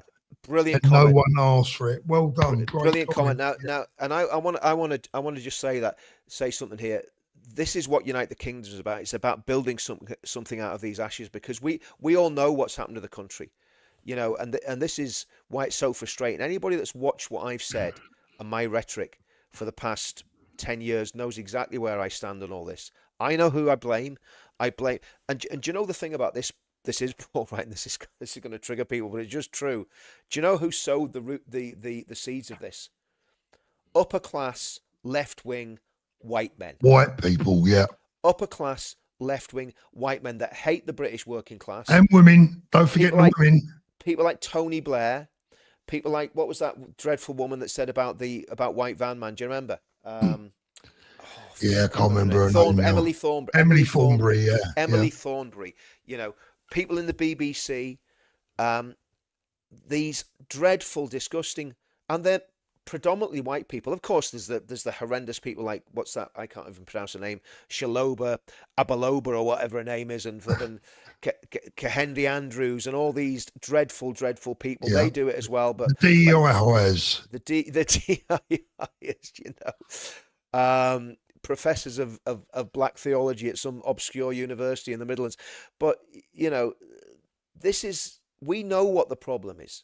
And what we're saying is we've got a way of addressing it as peacefully as possible. Addressing this problem will see conflict, but we don't want to see a conflict that destroys our country and tears it apart forever. We want to see this addressed in a way that gets rid of the extremists, so we don't have hate preachers in mosques anymore, and those mosques are closed down. One of the advanced UK's policies was no more churches gets turned into mosques. Banning the burqa, banning the niqab, banning the hijab. All of these things would make a massive difference. Richard, go steady, because apparently you're a lefty now. Oh, I know. Well, they should see the video I made earlier about who I'm going to deport. Because the lefties are getting deported. I'm with Nick Tenconi on that. We're going to send them to North Korea and China. But, and I'll say where I absolutely agree with the store, their policy of I don't agree about I'm going to get in trouble here. I don't agree about the kosher thing because it's such a small percentage of meat that's slaughtered. But halal slaughter is a massive problem, and halal slaughter needs to be banned. And I believe you ban halal slaughter, a lot of Muslim extremists will leave the country. Simple as that. Julie says a big hug for you, Richard. Thank you, Thank you, Julie. Thank you. Yam's physical catalogue of media. Race wars need to stop, including anti-whites. All racism. Baraka is black, Guardian Moses Chinese, and Ben is half Pakistani, and I stand by them. Do you know what? I'll tell you something about Baraka. I met Baraka up in London, and he's only he's not a big lad. He's a young man, right? And he's not English. He's got an accent, etc. But you can see in his eyes, he's a good kid, right? He's a good young man. He's obviously had good parents. He's been brought up in the right way. And I sat and watched him nearly in tears the other night because he's confused. He's confused that he now feels that the people that he's been supporting with all his heart actually really hate him. And it was devastating. I'd say to him, mate, listen, brother, don't worry about it. Yeah. We got your back, right? 100%. 100%. And at the end of the day, I just think it's vile. We should be getting together. Oh, that was one of the questions. Do you know what? The person that asked me to apologise earlier, and sorry if I'm wrong here, I think the question was, because I said on that picture, we all know who the enemy is. And they said, so who is the enemy then? And I said, do I really need to answer that? Mm. We all know who the enemy is. Yeah. Baraka's not the enemy. No. Right? No. Guardian Moses is not the enemy. And anyone that thinks they are is living on a different planet. The enemy, and I'll elaborate on that, Paul. The enemy are the Islamist organizations like the Muslim Brotherhood, some of the political organizations from Pakistan and from Bangladesh, Islamist organizations, and the Iranian influence. Again, I've got to be careful what I say because some of these groups will sue you. Muslim Brotherhood and the others won't because I'm not naming them. But there's a number of organizations, Islamist organizations, that have a massive amount of influence in this country. They're influenced the political direction, and they will be laughing along with the left. They'll be laughing their heads off seeing this infighting that's been going on, right? They will be loving it because it takes the fire away from them, You need to hate this country, mate. Listen, do you know what? They can stuff the logarithm where the sun don't shine, Alan. Look at this one. Trish says, idea. Richard, you are my Lionheart, a man with a backbone that so many people who are calling you awful names are cowards and so bloody spineless. Love you, Trish. Love that comment. Trish, check a be in the post for that one. Yeah, absolutely. but yeah, I mean, Debbie, good news, gents. Tuesday ended his live a few minutes ago. we should have loads bailing in then now, shouldn't we? Let's start talking about Iran then. Let's pick up where Tuesday became a new member. Thank you very much. Actually, getting back to the Iranian thing, Paul. This could be an amazing thing for the world if Iran becomes a democracy and really kicks back against this mad, crazy Islamism that's been going on. One of my slight worries is what you've got in Iran, right?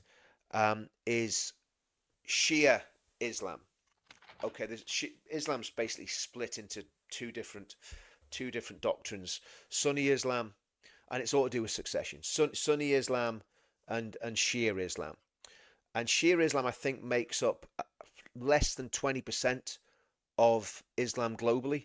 And obviously Sunni Islam makes up the rest of it. And then Sunni Islam split into sects, and the Shias are split into little different sects as well. I think the Alawites in Syria were a Shia sect.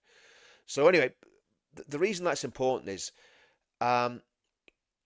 if Iran falls and becomes some sort of secular democracy and the Iranian people, get that really Islam's probably not a great idea for their country, well, that's going to be great. But what worries me is you've still got groups like ISIS, Al-Qaeda, and all those groups, which are Sunni Islamist groups. And will they try and capitalize on the fall of Shia, the Shia in Iran, and start slaughtering the Shia Muslims in Iraq like they did? Because obviously that's what ISIS did. ISIS went through Iraq and killed tens of thousands of Shia Muslims.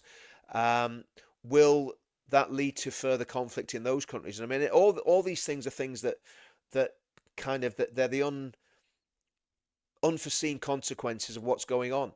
But I think if Iran does become a secular democracy, and a strong secular democracy with a strong military, it could be a beacon of light to the whole world. So it could be an amazing thing. So I'm more worried about the UK. I've got to be honest with you, but there's a couple of other things I want to get through, Richard. See, Paul, I know it affects it. Yeah. The reason it affects the UK, if we see a stable Iran that is prosperous and based on Western values, and it succeeds as a country, then that's going to bring stability where there's a lot of instability. Now, if it turns into a sectarian civil war in Syria and Iraq and other places, then obviously that's going to be a problem for the whole world, because then you'll get the refugee flows coming through Turkey, coming across through North Africa, and we'll be seeing an even bigger influx of refugees, which will absolutely end up in Calais with a little taxi service from Border Force until we get a decent government into power that's gonna deal with that. But and they're like that brings us full circle, Paul, because that's why the right needs to unite around a set of principles that no right-minded person will want to base their political ideology on ethnicity. Yeah. No right-minded person will ever do that, because it's not going to work. Nobody with any ounce of sense, if you have English nationalism, Scottish nationalism, Irish Republican and Ulster nationalism in Northern Ireland coming to the forefront, you end up with Northern Ireland on steroids. And then you add into that mix violence from the Islamists and the Islamists getting restive, and then non-white populations feeling threatened, and they start getting the bottom line is, Richard, if we hadn't have been betrayed by previous governments going back 30 years, none of this would be happening. No, because the British people are tolerant people. Yeah, we're very tolerant. And those 100,000 people that have joined Restore are British people, and they're tolerant people. They are just desperate. Desperate. I mean, my wife says to me, she says, "Look, when I see what I'm seeing in my town," she says, "I don't like it." She says, "I'm not," and she's not racist. She loves Baraka. She loves all. But when she sees people in the town with hijabs on, and little kids going to school with hijabs on, that's not what Northern Ireland's about. And of course, now I'll get all the lefties saying, "Oh, you're a racist." No, I'm not. What we're saying is, we understand why people are angry, and we understand why people are scared. And when you look at the demographics, we understand all that. But the answer is not to circle the wagons and basically say, well, we're just going to stay here as our, as our little ethnic bloc and fight to the last man, because I think we can do better than that because of who we are. I think we should be able to influence people coming into our country to be Christian, to respect democracy, to respect the rule of law. The problem is the left have done such a hatchet job on us. The DEI people have done such a hatchet job. And yes, there has been anti-white racism. If you can have Black Lives Matter, you can have White Lives Matter. Black Lives Matter were exalted as heroes. White Lives Matter guys went to prison. That's wrong. Yeah. And I'm not an ethno, as everyone knows, but what I'm saying is it's wrong to discriminate against anyone because of the colour of skin. And white people have been discriminated against. We have been discriminated against 100%, badly. 100%. Cobra Gaming, thank you so much. Race or colour shouldn't come into it. You can still be a patriot and love our country. Absolutely. Richard, there's a couple of things I want to get through other topics. June, thank you so much. Tish, Richard, let go and let God. You two wonderful boys are right. Restore being launched calls this disunity. Ben for 10. Thank you for that. Tony, two great guys. You both work hard, so effing damn hard. Appreciate all of you both do. Have a pint on me, Richard and Paul. Thank you so much, Tony. Claire Bear, my lovely moderator, also been a member for 20 months. Paul, Richard, you only have to see the amount of viewers that are calling these people out on your behalf to know that we stand with you. Thank you so much, Claire. Thank you to all my mods. A couple of other things, Richard, slightly off topic. A 38-year-old has been arrested for that horrendous attack on the Winston Churchill statue in London. I don't know if you saw. Did you see the picture of it? No, yes, I saw the picture of the statue. I haven't seen the picture of the guy that did it. No, I haven't. It's a 38-year-old man with a foreign-sounding name. Get him out. Get him out. What should happen to that individual, Richard? Throw him out the country immediately. Deport him.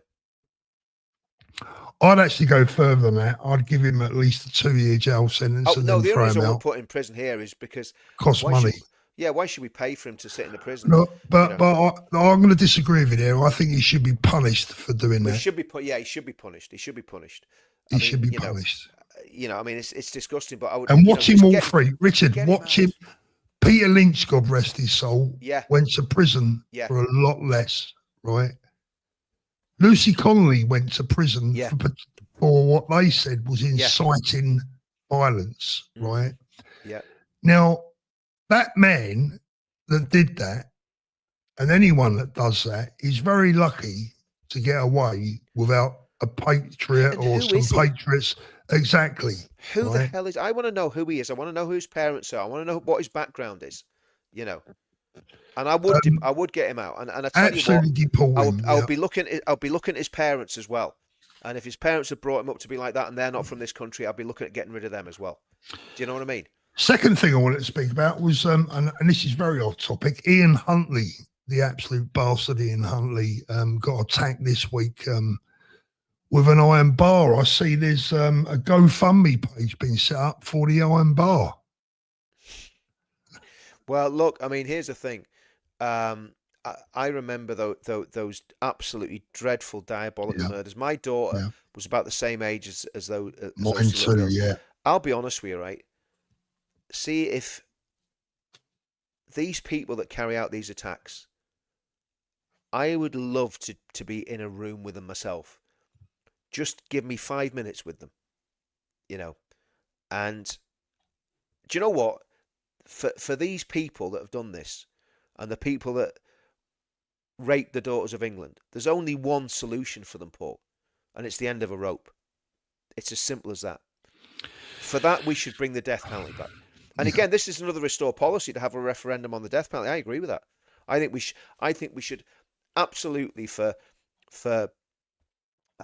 particularly the rape and murder of children. That should be 100%. 100%. Now, again, obviously, I'm aware of what happens with miscarriages of justice, but the problem is everybody in prison's innocent. As a mate of mine spent a lot of time in prison. He said everybody he knew in prison was innocent. There was nobody guilty in prison. They're all innocent. Yeah, we had this discussion the other day. It's a really interesting one, Richard. I mean, for me, I'm in favour. I mean, Ian Huntley is the the perfect example of someone that does qualify for the death penalty. He's And DNA proven. Axel flipping, whatever his name is. Axel Rudabakana, yeah. Another one. Yeah. You know, DNA proven, no shadow of a doubt. You know, there's no chance of any Timothy Evans. The Lee Rigby killers. The Lee Rigby killers, know, absolutely, And I look, I've always been, I'm always wary of the death penalty because if you, it's like anything, it's incremental, isn't it? You bring it in, and I don't believe somebody that smacks someone in a pub and they fall down and bang their head should get hung, right? No. Like that's, but sometimes people could get done for murder for that, right? I think a very good friend of mine, actually the guy that tackled the jihadi on London Bridge with a narwhal tusk, Steve, right? Good mate of mine. He murdered someone. That was his background. He murdered someone. He went into prison, boxed and did Muay Thai for 20 years, came out. First day he's out, he gets confronted with a jihadi and absolutely smashes him. So what are the chances of that, eh? Yeah, talk about. He's written a book. The book's absolutely brilliant. But a really brutal. He had a very brutal life. He had a very violent life, and then he got into prison. And when he got into prison, he said, "I am never going to be violent again." But he trained at martial arts for 20 years. He went through the whole prison system. Didn't have one fight in the whole time he's in prison. First day out and he's on his toes. First day out and he's on his toes with a jihadi. And saved a lot of people's lives, right? There was 2 people killed, and he said he had the most respect for those two people that were killed. So, thankfully the jihadi was killed. The police went in and they flipped and put 6 rounds in him. Where the one where they found the bullet in the bus after, didn't they? Did they? I don't know. They found the bullet lodged in the bus. Yeah. Well, they put a few rounds through him, that's for sure. But they did. Yeah. But not enough. But there you go. That's proper order. And the same with the Lee Rigby killers. They got to the Lee Rigby killers, and they didn't shoot. They shot them, but they didn't kill them. Yeah. But I suppose if they killed them, they'd have been on a murder charge, wouldn't they? You know what I mean? So, that's the problem, isn't it? That's the problem. But there's the thing, though, Richard. I was going to say, for me, with the death penalty, it has to be certain levels of crimes, and it has to be completely DNA proven. Absolutely, absolutely has to be absolutely nailed on, without any shadow. Nailed on, because the problem is, yourself, Paul. It's not the first. Especially the way things are politically. It wouldn't surprise me if we got, another left-wing government to start fitting people up for crimes they haven't committed. And Richard, that's another subject. Look, listen, I don't know how long you've got. You're all right for a bit. I'm fine. I'm not. I want to talk to. There's a couple of other things I want to talk to you about, but I just want to get through a couple more supers. The audience have been very generous with the supers tonight. Thank you. I never ever asked for these, by the way. For all you lot, call me a grifter. Yeah. Neos, the restored dust will settle soon. Ludicrous remigration stuff is all just talk. True Brits will never be booted. Keep your eyes on the prize. Unite the kingdom. Good message. Amen to that, brother. Michael, the outcome of this depends on whether the people in Iran turn on their government or not. Absolutely. If they don't, this war is unwinnable. Yep, I agree. It won't be bloodless unless was it the IRC or something? Yeah, IRCG laid down their arms. Julie Blackman, thank you, Julie. Sadly, it won't happen now due to small-minded people. We'll keep going, Julie. We'll keep going. Yams again. Andrew Bridgen and Howard Cox, very, very underrated. Totally agree. Clad, thank you. The selective reasoning shows how the state council culture, indoctrination and MSM have made people's minds binary. We used to be able to hold multiple opposing ideas in our heads and resolve solutions. I still do that, but that's because I've got multiple personalities. That's called schizophrenia, Rich. Cobra Gaming, race shouldn't come into it. You can still be a patriot. Yeah. Talking about schizophrenia, one of the funniest football chants I ever heard. Do you remember the footballer? What was his name? Steve something or other. I'm sure people will Steve Wise. Pardon me? Steve Wise, no? No, he played for Leicester. He was a striker, Steve someone. I can't remember his name now, but he was a diagnosed schizophrenic. And the crowds, the away crowds, used to sing, "There's only two Steve." What was his name? Steve. Oh, I got me his name. Superb. Official Knights Templar. Is civil unrest inevitable after the 2029 general election? Yeah, Yeah, it is. I And I'll think tell it you why probably it is, is. because if the right win, then the left and the Islamists are going to go bonkers. If a good right wing government that does what needs to be done, you know, in terms of the Islamist problem, if a good right wing government wins, then the left and Islamists will go boogaloo. If we don't win, and we're all political hope is lost for another 4 or 5 years, and we have Zach Polanski and Angela Rayner in coalition with Ed Davey, you know, Ed Davey doing the Pirates of the Caribbean impersonation, and Angela in the dinghy with him, and Zach in the dinghy with a whole lot of burly North African men surrounding him and stroking his ego. Then I think Reckon it's what? stroking his ego, mate. Oh,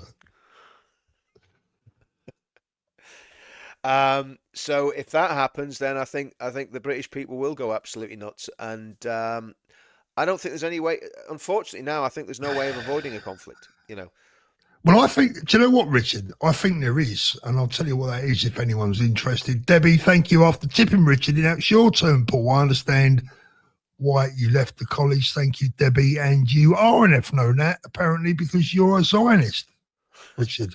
I'll let you deal with that one. I'll let you loose on that one. Let me just explain what a Zionist is, right? A Zionist is someone that believes that the Jewish people have a right to a homeland, their ancestral homeland that's promised to them in the Bible.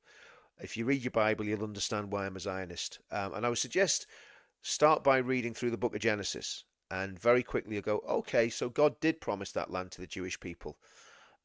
That's if you believe the Bible. If you don't, and I believe, Richard, I personally believe that all nationalities, all races and people, I mean, Africans have the right to Africa, British people have the right to Britain, Scottish people have the right to Scotland, English people have the right to England. Does that make you an ethno-nationalist? No, Who knows? No, I don't think it does. NZ Lander for Richard, keep up the great work from a Kiwi fan. There you go, Richard. That one's for you there. And I think Paul, getting back onto that about 100%. I'm a proud Englishman, right? And listen, all these scumbags that are attacking me, I don't think many of them really serve their country, right? I don't think many of them probably put on a uniform. Some of them maybe did, but I put my money where my mouth is, numerous occasions. So I have nothing to prove to anybody, right? But some of the people, this little baldy guy with a beard, I'm not going to mention his name. Said I wouldn't mention anyone's name, but I'm looking at him going, mate, what have you ever done other than set up quite a successful YouTube channel? That doesn't actually make you right. It just means that you're good at gaming the algorithm, you know? So that doesn't mean that your opinion matters. It just means you're feeding into a certain narrative. So Bastia says Advance UK couldn't even beat a joke candidate in Gordon and Denson. You say that. You say that with some pleasure, it seems. I don't know why you would get some pleasure this out of is that. a guy that's using the term UK, right? It's a derogatory term for the United Kingdom, right? So these are people that are wrapped around Carl Benjamin, you know, because Carl Benjamin with glee. This is Carl Benjamin that posted the racist tweet, by the way. With glee, uses the word UK derogatively about the United Kingdom because he's a little Englander. He doesn't care about Northern Ireland. He doesn't care. He doesn't understand that the UK is a united kingdom for a reason, because it's far better being a united kingdom. And I just hope he doesn't come to Northern Ireland, because he might get himself in a bit of bother with those sort of views. But there you go. There's one or two here, Richard, that I'd like to read out just to wind you up a little bit, but I don't think I need to do that tonight. It's probably not a good idea, is it? It's probably not a good idea. Probably not a good idea. I've got a punch bag out the back here, so I'll just flip and keep the neighbours up. Yeah, get out there, and you haven't got a cat, have you? I hope not. No, it died. Oh, sorry, Richard. It's ages ago, mate. Oh well, I got the blame of it. It wasn't anything to do with me. Starmer will be gone at the 7th of May at the latest. Now, look, something that I wanted to pick up on, Richard, and it's something that you said earlier on. I think it was you. Or was it David? I spoke to David earlier. I don't know, one or two of you, right? Somebody said to me earlier on that the reason that Labour wanted to do away with jury trials, was that you? Could have been to do with Tommy, was it? No. Okay, so it might not have been you. Anyway, I was talking to someone earlier on, and they said that one of the reasons that Labour want to do away with jury trials, actually it was Jeff Taylor. is that Oh yeah, I was talking to Jeff about that too. juries now are in such danger of being corrupted by sectarianism It's that mad. juries could actually be a waste, well, not a waste of time, but an absolute danger. For an example, could myself, could Richard, could Tommy, could, I don't know, anyone in the movement, could we get a fair trial? I would say it'd be almost impossible for me or you to get a fair trial, Paul. Yeah, You know, especially at the minute. I mean, how am I going to find 12 men who are going to judge me fairly without well, bias? here's the thing. Here's the thing, Richard. Here's the thing, right? It's like America in the 1950s, right? Now, if you was a black man in the 50s in America, you didn't want a trial in Mississippi. Yep. You wanted it in Philadelphia or something, right? You didn't want it in Mississippi. Now, that's the way sectarianism is going in the UK now. Is that fancy someone like us going on trial in Yorkshire, in West Yorkshire, West Yorkshire or Birmingham or you know? Birmingham, yeah. Man, do you know, I've often thought about that. I mean, it's definitely stacked against the Patriots. I mean, you know, yeah. I mean, it's crazy prospects, isn't it? When you think about what the absolute mess that we are in, it feels at times almost irreparable when you look at the situation that we're in. We look at, I mean, let's talk about the tip whisperer for a minute, Zach Polanski, right? I mean, a real chancer, a real proper chancer. The girl that presented herself as a plumber is actually, I believe, I'm told by reliable sources, comes from a very wealthy family, lives in £1 million plus house. She was obviously good at the pipes then. She was good at clearing pipes. Yeah. You know, she's not a plumber at all. You know, she's not gas certified or anything like that. She's just born with a silver spoon in her mouth, right? And at the end of the day, when you look at what the Greens have become, when you look at sectarianism, the cheating, the family voting that's gone on, that's been turned a blind eye to, that's illegal. I mean, I can only say, excuse the language, but fuck me, what a mess we're in. Well, Paul, I mean, when we made the Rape of Britain films, just for those people that think I'm a lefty and hate me, those films that Tommy Robinson made wouldn't have been made if it wasn't for me. Simple as that. Or they wouldn't have got made when they were, because obviously Tommy had just come out of prison. The opportunity was there. We put a team together, went to Tommy and said, we've got this opportunity. And obviously the rest is history. We made, you know, four amazing films. Wouldn't have happened if it wasn't for me, but there you go. But when we were making those films, one of the things we had how much can I say about this? We had someone who was a very experienced intelligence operative, who was able to get us information on who was living in the houses. Because obviously we had to track these people, follow these people, get trackers on the vehicles, get cameras outside the houses, get cameras in the workplaces, go and do surveillance in the workplace, all that sort of stuff. So we did all that. But one of the byproducts of that, Paul, was we got lists of people that were registered in their houses. And in one house, you would have 20 men. Right? And maybe 8 of them would have been called Abdul Muhammad Rahim.